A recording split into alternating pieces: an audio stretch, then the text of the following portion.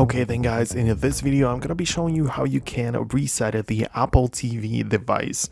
And it doesn't matter which series it is.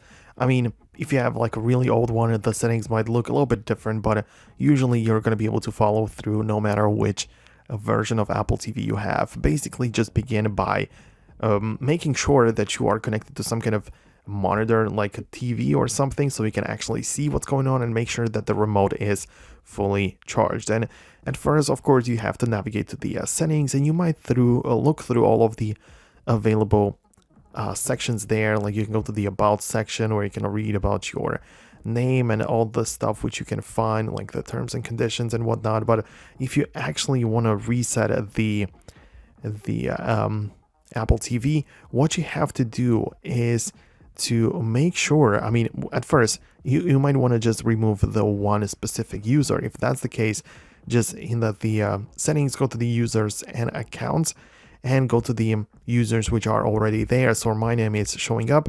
I can go inside of that section and basically just scroll to the bottom and remove the user from Apple TV. This is one of the options.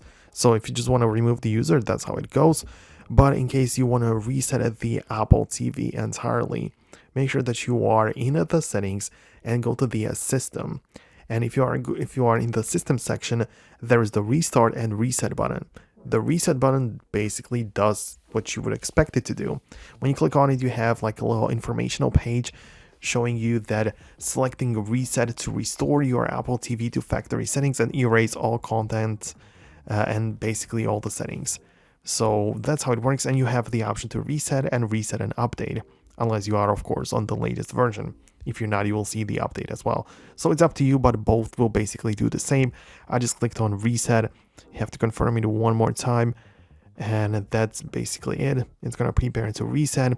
The turning wheel is going to be shown to you, and you just get to the Apple logo, the loading pages and everything.